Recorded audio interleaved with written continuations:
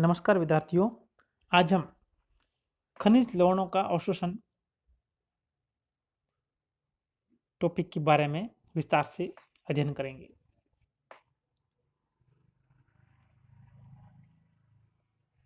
खनिज तत्व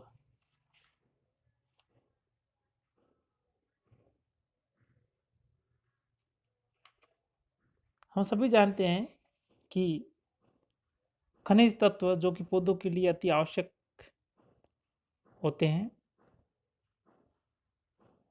हम इससे पहले के वीडियो के अंतर्गत खनिज पोषण के अंतर्गत खनिज तत्वों के बारे में और उनके महत्व के बारे में अध्ययन कर चुके हैं। इन खनिज तत्वों का किस प्रकार से मृदा से पौधे अवशोषण करते हैं, इसके अंतर्गत अगर हम देखते हैं तो मृदा में जो खनिज तत्व है, जो खनिज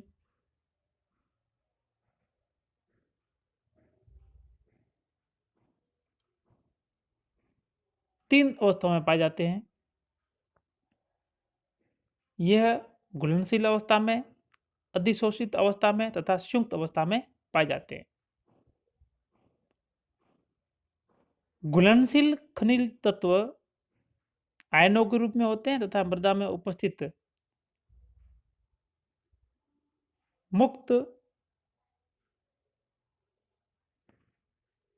जल में घुलकर मृदा विलयन का निर्माण करते हैं। मृदा विलयन में लवणों की सांद्रता अत्यधिक कम होती है। दूसरा जो खनिज तत्वों का प्रकार है जो मिट्टी में पाया जाता है, वो अधिशोषित अवस्था। इस अवस्था में खनिज तत्व भी आयनों के रूप में उपस्थित होते हैं। ये तत्व मृदा के कोलेडी कणों की सतह पर अधिशोषित होते हैं। ऋणात्मक आवेशित कोलेडी की सतह पर धनायन, जबकि धनात्मक आवेशित कोलेडी की सतह पर ऋणायन अधिशोषित रहते हैं। तीसरा जो इसका प्रकार है वो संयुक्त अवस्था में खनिज तत्वों का पाए जाते हैं। संयुक्त अवस्था में खनिज तत्व अकार्बनिक व कार्बनिक पदार्थों के साथ जटिल यौगिकों का निर्माण करते हैं तथा इस रूप में ये पौधों को उपलब्ध नहीं होते हैं।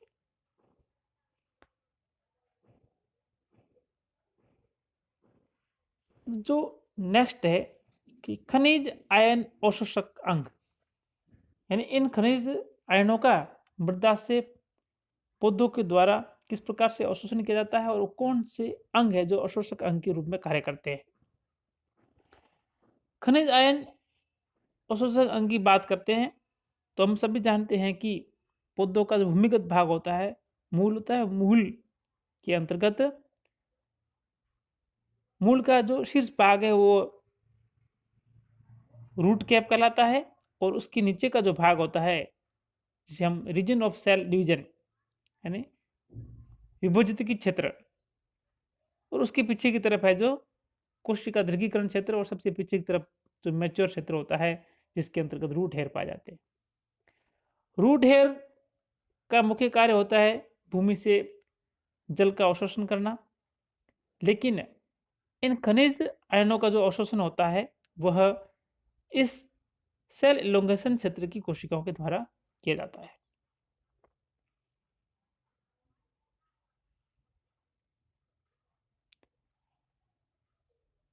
अब हम देखते हैं कि आयन अवशोषण पथ। आयन अवशोषण पथ की बात करते हैं जो हम पहले पढ़ चुके हैं कि अपने पौधों के अंतर्गत जल अवशोषण के अंतर्गत अवशोषण का जो मार्ग देखा था, सेम उसी तरह से ये खनिज आयन भी जल के साथ में घुलित अवस्था में आयन के रूप में जलीय विलयन के रूप में मृदा से पौधों में अवशोषित किए जाते हैं। तो इसके अंतर्गत भी आयन अवशोषण का पथ भी दो प्रकार का है, एक है एपोप्लास्ट पथ, दूसरा है सिम्प्लास्ट पथ। यहाँ पर आपको दो अलग अलग कलर्स के अंतर्गत दिखाया गया है। एपोप्लास्ट को आप देखेंगे तो आपको लाइट ब्लू कलर में, जबकि सिम्प्लास्ट पथ देखोगे तो आपको लाइट ब्राउन कलर के अंतर्गत दिखाई दे रहा है। एपोप्लास्ट पाथ के अंदर जो मूल के अंदर मूल रोमों के द्वारा जब जल अवशोषित या खनिज आयनों का अवशोषण किया जाता है तो वह जो जीवद्रव्य झिल्ली और कोशिका झिल्ली के बीच के स्पेस से होते हुए एक कोशिका से दूसरी कोशिका में आगे से आगे प्रवेश करते रहते हैं और अंत में जाकर के मूल के जाइलम में है जो इनकी प्रविष्टि होती है। वहीं सिम्प्लास्ट पाथ के अंतर्गत एक कोशिका के साइटोप्लाज्म से दूसरी कोशिका के साइटोप्लाज्म में प्लाज्मोडेस्माटा के थ्रू संपर्क रहता है आपस में, जिसके द्वारा आयनों का परिवहन होता है और अंततः जाइलम में जाकर के जाइलम कोशिकाओं में इनको है जो उड़ेल दिया जाता है। तो इस प्रकार से आयन अवशोषण के मुख्यतः दो पथ है, एक एपोप्लास्ट, दूसरा है सिम्प्लास्ट पथ।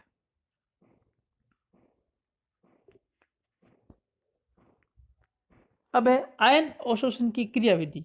आयन अवशोषण की क्रियाविधि की बात करते हैं तो सबसे पहले निष्क्रिय अवशोषण। निष्क्रिय अवशोषण में आयनों के अवशोषण सांद्रता प्रवणता के अनुसार आयनों का परिवहन होता है और इसमें किसी प्रकार की ऊर्जा का उपयोग नहीं होता है, इसलिए हम इसको निष्क्रिय अवशोषण कहते हैं। यानी आयन अपनी सांद्रता प्रवणता के अनुसार उच्च सांद्रता प्रवणता से निम्न सांद्रता प्रवणता की ओर अभिगमन करते हैं। निष्क्रिय अवशोषण की बात कर सबसे पहले है विसरण, यानी आयनों का अवशोषण अपनी अधिक सांद्रता से कम सांद्रता की ओर उनके विसरण दाब के अंतर के द्वारा होता है। तो जब जड़ के अंदर अर्थात मूल के अंदर की कोशिकाओं में आयनों की सांद्रता कम होती है और बाहर भूमि के अंतर्गत मृदा विलयन में आयनों की सांद्रता अधिक होती है, तो विसरण के द्वारा मृदा विलयन से आयनों का अभिगमन मूल की कोशिकाओं के अंदर होता है। तो इस प्रकार के अभिगमन को हम विसरण कहते हैं। दूसरा जो निष्क्रिय अवशोषण का प्रकार है वह द्रव्यमान प्रवाह, मास फ्लो। अन्य वैज्ञानिकों का मानना है कि खनिज लवणों का अवशोषण वाष्पोत्सर्जन के कारण जल के द्रव्यमान प्रवाह के साथ होता है। इस सिद्धांत के अनुसार वाष्पोत्सर्जन दर अधिक होने पर आयनों के अवशोषण की दर भी बढ़ जाती है। वाष्पोत्सर्जन के फलस्वरूप जल के साथ जड़ों द्वारा अवशोषित तत्व निरंतर जल के साथ ऊपर की ओर खींचे जाते हैं, जिससे जड़ में इसकी सांद्रता कम बनी रहती है। इस प्रकार निरंतर बाह्य अधिक सांद्रता से आयन जड़ में प्रवेश करते रहते हैं। लेकिन आज के समय में इस तर्क को इतना युक्ति संगत नहीं माना जाता है। तीसरा जो निष्क्रिय अवशोषण का प्रकार है वह आयन विनिमय। बाह्य माध्यम यानी मृदा के अंतर्गत के आयनों का जड़ की सतह अथवा ऊतकों के भीतर स्थित आयनों के साथ प्रतिस्थापन को हम आयन विनिमय कहते हैं। इस आयन विनिमय के संदर्भ में दो परिकल्पनाएं प्रस्तुत की गई है, इसके अंतर्गत पहली है संपर्क विनिमय सिद्धांत। इस सिद्धांत के अनुसार आवश्यक नहीं है कि आयन मृदा विलयन के रूप में उपस्थित हो, मृदा कणों अथवा ऊतक सतह पर अधिशोषित आयन इसी विधि द्वारा विनिमित होते हैं। मृदा कण ऋणावेशित होते हैं जिनकी सतह पर धनायन अधिशोषित होते हैं। इसी प्रकार जड़ की सतह पर हाइड्रोजन तथा हाइड्रोक्सिल आयन अधिशोषित रहते हैं। आयन पूर्ण रूप से स्थिर नहीं होते हैं, अपितु अपनी अधिशोषण सतह पर दोलन करते रहते हैं। इस प्रकार विनिमित आयनों का ऊतक द्वारा भीतर अवशोषण कर लिया जाता है। दूसरा जो है वह है कार्बोनिक अम्ल विनिमय सिद्धांत। इस सिद्धांत के अनुसार शोषण के समय जड़ों द्वारा मुक्त कार्बन डाइऑक्साइड जल से क्रिया कर कार्बोनिक अम्ल बनाती है, जो हाइड्रोजन व बाइकार्बोनेट आयनों में अपघटित हो जाती है। हाइड्रोजन आयन मृदा कणों पर उपस्थित धनायनों के साथ विनिमित हो जाते हैं तथा विनिमित आयन जड़ सतह की ओर विसरण करते हैं। इसी प्रकार बाइकार्बोनेट आयन भी अन्य ऋणायनों से विनिमित हो जाते हैं अथवा विनिमित धनायनों के साथ जड़ में प्रवेश करते हैं। फिर है डोनन साम्यावस्था। डोनन के अनुसार मूल ऊतक कोशिकाओं में कुछ स्थिर अथवा अविसरणशील रणयन होते हैं। ये रणयन सामान्यतः बड़े आकार के प्रोटीन अणु होते हैं जो कला से विस्तृत नहीं हो सकते, इसलिए इन्हें स्थिर आयन कहते हैं। इन आयनों पर आवेश संतुलित करने के लिए विपरीत आवेश के आयनों की आवश्यकता होती है।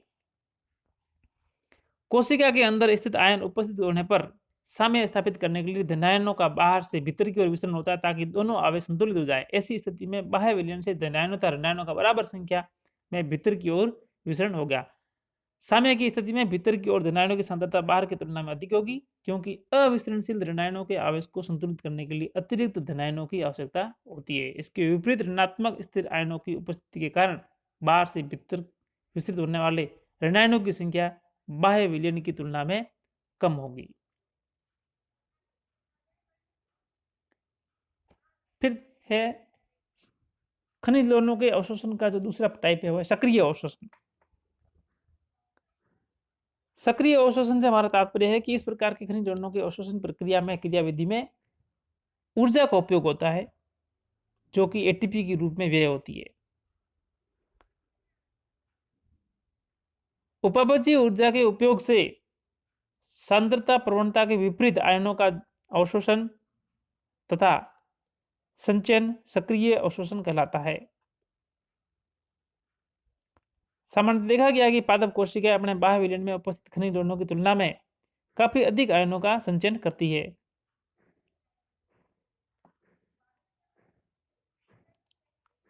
सक्रिय अवशोषण के संदर्भ में पौधों में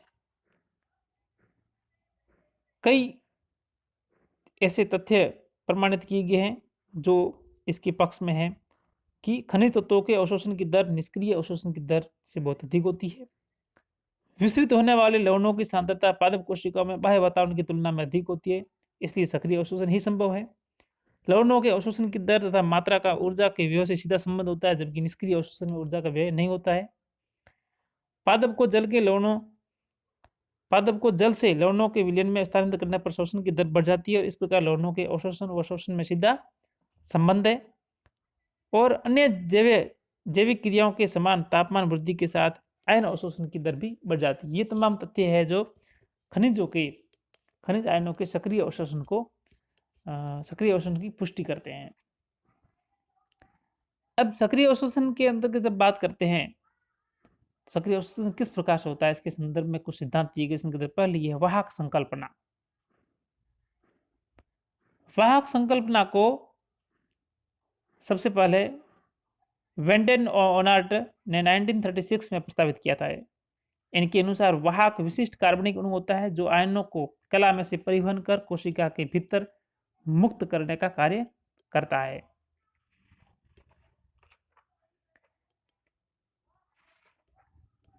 दूसरा है फॉस्फोलिपिड परिकल्पना।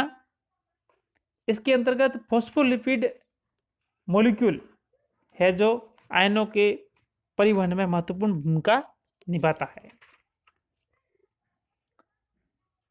तीसरा है साइटोक्रोम पंप परिकल्पना। साइटोक्रोम पंप परिकल्पना लुंडेगार्ड तथा ब्रस्ट्रोम द्वारा 1935 में दी गई थी। इस साइटोक्रोम पंप परिकल्पना द्वारा ये बताया गया कि ऋणायनों का परिवहन बाहर से भीतर की ओर साइटोक्रोम तंत्र के द्वारा, जबकि धनायनों का प्रवेश निष्क्रिय रूप से अर्थात बिना किसी वाहक के होता है। चौथा तरीका है जो है सक्रिय अवशोषण के अंतर्गत, वो है वैद्युत रासायनिक प्रवणता परिकल्पना। अब हम इन सभी का है जो बारी बारी से विस्तार से अध्ययन करते हैं। सबसे पहले है वाहक संकल्पना। वाहक संकल्पना जो हम पहले बात कर चुके हैं कि वेंडेन ओनार्ट द्वारा 1936 में दी गई। इनके अनुसार वाहक विशिष्ट कार्बनिक अणु होता है जो आयनों को कला में से परिवहन कर कोशिका के भीतर करने का कार्य करता है। वाहक प्रोटीन प्रकृति के होते हैं।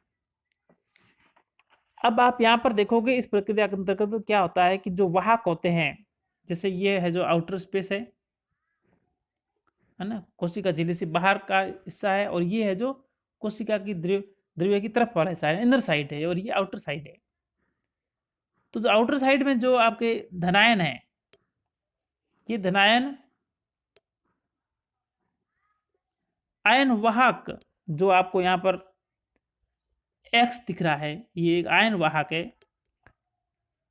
ये आयन वाहक एटीपी की उपस्थिति में सक्रिय वाहक की भूमिका निभाता है और तब उसके साथ में धनायन जुड़ जाता है और जुड़ने से आयन वाहक कॉम्प्लेक्स का निर्माण होता है। और ये आयन वाहक कॉम्प्लेक्स आउटर साइड से इनसाइड की ओर अभिगमन करता है और यहाँ पर ये आयन वाहक अपने अंदर से आयन को इनर साइड में मुक्त कर देता है और वाहक स्वतंत्र हो जाता है और ये वाहक पुनः है जो एटीपी की सहायता से वापस सक्रिय होकर अन्य धनायन के साथ में जुड़ने के लिए स्वतंत्र हो जाता है। तो इस प्रकार से इन वाहकों के द्वारा बाहर से भीतर की ओर धनायनों का ट्रांसफर किया जाता है। और इसी तरह ही ऋणायन जो है वो भी है जो इसके लिए ऋणायन वाहक जो होते हैं वो एटीपी के द्वारा सक्रिय होकर के इन वाहक के साथ में ऋणायन जुड़ जाते हैं और ऋणायन वाहक कॉम्प्लेक्स का निर्माण होता है। ये कॉम्प्लेक्स भीतर की तरफ मूवमेंट करता है जहाँ पर आपके ऋणायन इनर साइड में त्याग दिया जाता है और यह है जो वाहक पुनः एटीपी की उपस्थिति में सक्रिय होकर अन्य नए ऋणायन को ग्रहण करने के लिए उपस्थित रहता है। तो इस प्रकार से वाहक संकल्पना के द्वारा धनायन और ऋणायन के आउटर साइड से इनर साइड में अभिगमन को समझाया गया है। दूसरा जो है आयनों के अवशोषण की विधि के अंतर्गत फॉस्फोलिपिड परिकल्पना। इस फॉस्फोलिपिड परिकल्पना को बेनेट और क्लार्क ने प्रस्तावित किया था। इसे लेसिथिन चक्र भी कहते हैं क्योंकि जो वाहक होता है वह लेसिथिन नामक फॉस्फोलिपिड प्रोटीन है। लेसिथिन उपयोधर्मी यौगिक है जो धनायन और ऋणायनों दोनों प्रकार के आयनों के वाहक का उत्तरदायित्व निभाता है। वहां पर हमने अलग अलग वाहक संकल्पना के अंतर्गत हमने दोनों अलग अलग वाहक देखे थे। ऋणायनों के लिए अलग वाहक था, धनायनों के लिए अलग वाहक था, लेकिन यहाँ पर लेसिथिन उपयोधर्मी प्रकृति का है और ये दोनों प्रकार के आयनों का है जो परिवहन करता है। लेसिथिन का संश्लेषण तथा इसका जल अपघटन एक चक्रीय क्रम में होता है। आउटर स्पेस पर आयनों से संयुक्त होकर ये जो आउटर स्पेस है ये अपना इनर साइड है। आउटर स्पेस पर धनायन और ऋणायन इस लेसिथिन के साथ में जुड़ जाते हैं और जिसके फलस्वरूप लेसिथिन आयन कॉम्प्लेक्स का निर्माण होता है। बाद में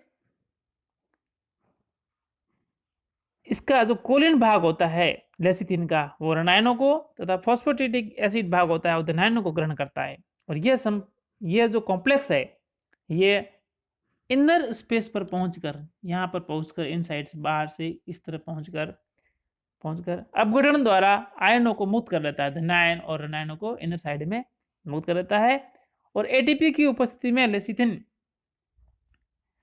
है जो पुनः है जो संश्लेषित हो जाता है तथा बाह्य सतह पर पुनः आयन परिवहन के लिए उपलब्ध हो जाता है।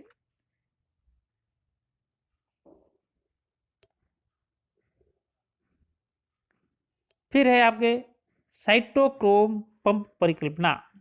यह परिकल्पना लुंडेगार तथा ब्रस्ट्रॉम द्वारा 1935 में प्रस्तावित की गई थी।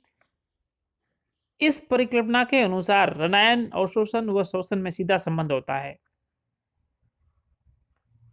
अर्थात लुंडेगार्थ ने बताया कि जब किसी पादप को जल से निकालकर लवणीय विलयन में स्थानांतरित किया जाता है तो उस पादप की शोषण दर बढ़ जाती है जिसे लवणीय शोषण कहते हैं। इस साइटोक्रोम पंप परिकल्पना के अनुसार कोशिका कला की बाह्य सतह पर, यह कोशिका कला की बाह्य सतह है, ये इसकी इनर साइड है। कोशिका कला की बाह्य सतह पर साइटोक्रोम का ऑक्सीकरण तथा भीतरी सतह पर अपचयन होता है।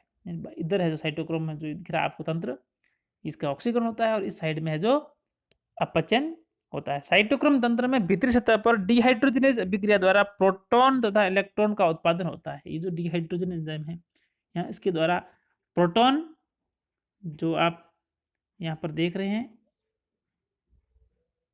यहाँ पर ये प्रोटॉन तथा इलेक्ट्रॉन, ये इलेक्ट्रॉन का उत्पादन होता है।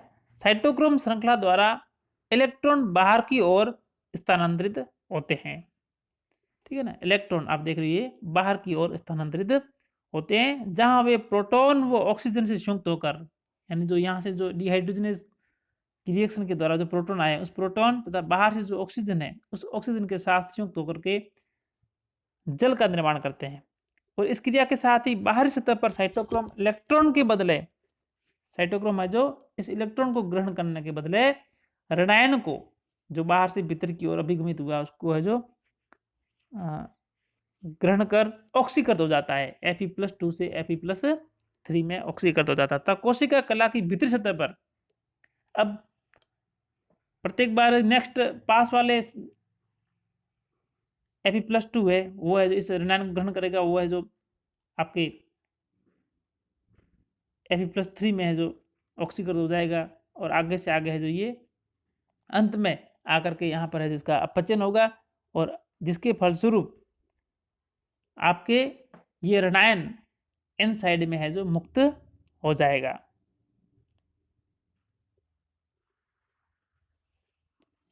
अब हम अगर संक्षिप्त में समझे तो ऋणायन तथा धनायन अवशोषण, इस प्रक्रिया के अंतर्गत अगर आप देखोगे तो धनायन का जो यहाँ पर परिवहन होता है वो पैसिव होता है, यानी इसमें है जो किसी भी प्रकार की एनर्जी का व्यय नहीं होता है। अर्थात ऋणायन और धनायन दोनों का परिवहन स्वतंत्र रूप से होता है, दोनों एक दूसरे से इंडिपेंडेंट है। ऋणायनों का कोशिका कला से सक्रिय जबकि धनायनों का निष्क्रिय परिवहन होता है। कोशिका कला की बाह्य सतह से भीतर सतह की ओर ऑक्सीजन की क्रमिक सांद्रता प्रवणता पाई जाती है, जो बाह्य सतह पर ऑक्सीकरण तथा भीतरी सतह पर अपचयन के लिए उत्तरदायी है। साइटोक्रोम पंप द्वारा इलेक्ट्रॉन का परिवहन बाहर की ओर तथा ऋणायनों का परिवहन भीतर की ओर होता है। नेक्स्ट है विद्युत रासायनिक प्रवणता परिकल्पना। पीटर मिशेल के अनुसार कोशिका कला में से आयनों का परिवहन कला में विद्युत रासायनिक प्रवणता उत्पन्न होने से होता है। इस परिकल्पना के अनुसार ऋणायनों का स्थानांतरण विनिमय प्रक्रिया द्वारा, जबकि धनायनों का स्थानांतरण वाहकों के माध्यम से सक्रिय विधि से होता है। और इस प्रक्रिया में एटीपेज एंजाइम सक्रिय होता है, जो एटीपी को जल अपघटित कर, यहाँ पर आप देख रहे हो एटीपी को जल अपघटित कर एडीपी व अकार्बनिक फॉस्फेट तथा का निर्माण करता है, तथा साथ ही साथ जल को अपघटित कर हाइड्रोजन आयन व हाइड्रोक्सिल आयनों का निर्माण करता है। ये एटीपी तो देखो आप, ये जल है, इसको हाइड्रोजन आयन और हाइड्रोक्सिल आयनों का निर्माण करता है। आउटर स्पेस में ये हो रहा है, और जो इधर साइटोप्लाज्म के अंदर रिएक्शन हो रही है एटीपी की उपस्थिति में। हाइड्रोजन आयन कला के बाहर तथा हाइड्रोक्सिल आयन भीतर की ओर स्थानित होते हैं। हाइड्रोजन आयन जो कला से बाहर रहते हैं, तो हाइड्रोक्सिल आयन है जो कला के भीतर की ओर स्थानांतरित हो जाते हैं। और भीतरी हाइड्रोक्सिल आयनों का विनिमय बाह्य विलयन के ऋणायनों से होता है, जबकि धनायनों का वाहकों के माध्यम से सक्रिय स्थानांतरण होता है।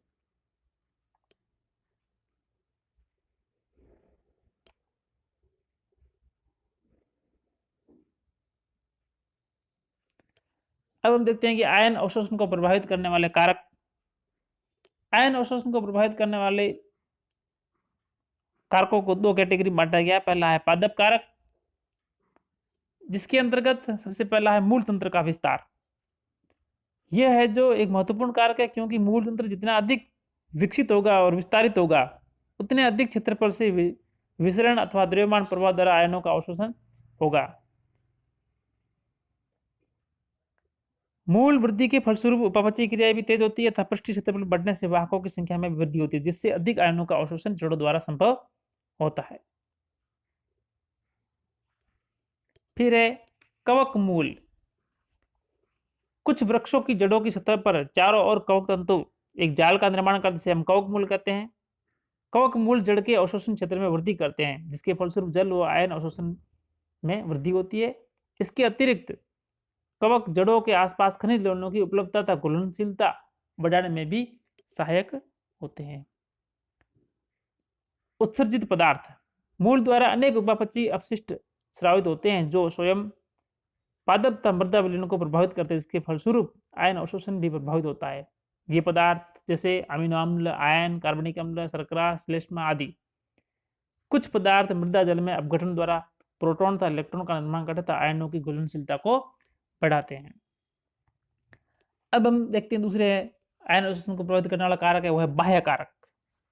बाह्य कारकों के अंतर्गत सबसे पहले है ऑक्सीजन।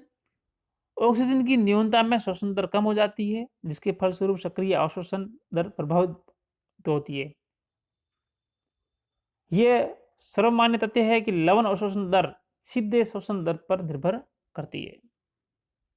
तापमान तापमान बढ़ने पर लवण अवशोषण की दर में वृद्धि होती है, क्योंकि तापमान में वृद्धि के साथ साथ अणुओं की गतिज ऊर्जा भी बढ़ती है, जिससे उनके विसरण की दर प्रभावित होती है।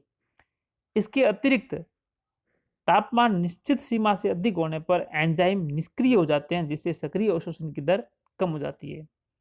इस प्रकार तापमान अत्यधिक कम या अधिक होने पर आयन अवशोषण की दर कम हो जाती है। फिर है लवणों की उपलब्धता। मृदा विलयन में लवणों की सांद्रता का अवशोषण दर पर सीधा प्रभाव पड़ता है। लवणों की सांद्रता अधिक होने पर आयनों के विसरण की दर भी अधिक होती है। फास्फोरस, पोटेशियम तथा नाइट्रोजन जैसे तत्वों की पादप को अधिक मात्रा में आवश्यकता होती है।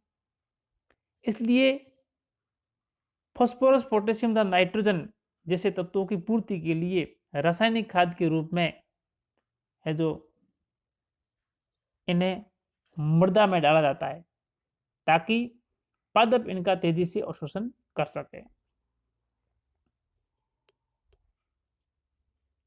मृदा विलयन की पीएच।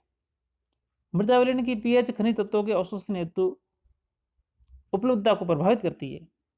पीएच का प्रभाव विद्युत अपघट्य के आयनीकरण तत्वों की संयोजकता को प्रभावित करता है। उदाहरण के रूप में हम देखें तो फास्फोरस H2PO4- के रूप में जो आयन होते हैं पौधों द्वारा अवशोषित किया जाता है, परंतु माध्यम क्षारीय होने पर अर्थात पीएच अधिक होने पर ये HPO4-2 तथा PO4-3 में परिवर्तित हो जाता है, जो पौधों को कम उपलब्ध होता है। इस प्रकार पौधों के लिए फॉस्फेट अम्लीय माध्यम में अधिक उपलब्ध होता है। अत्यधिक उच्च अथवा निम्न पीएच पादप उत्तकों के लिए हानिकारक होती है, जिससे लवण अवशोषण की क्रिया संदमित हो जाती है। पारस्परिक क्रिया। एक ही प्रकार के आयनों का परिवहन कई बार एक ही वाहक द्वारा होता है, जिससे ये आयन वाहकों से संयोजन के लिए प्रतिस्पर्धा दर्शाते हैं। इस प्रतिस्पर्धा के फलस्वरूप ये एक दूसरे के अवशोषण की दर को प्रभावित करते हैं। एग्जाम्पल के रूप में देखें तो क्लोराइड आयन तथा ब्रोमाइड आयन एक ही वाहक के लिए स्पर्धा करते हैं। इसी प्रकार पोटेशियम, सीजियम तथा रुबिडियम एक वाहक के लिए स्पर्धा करते हैं।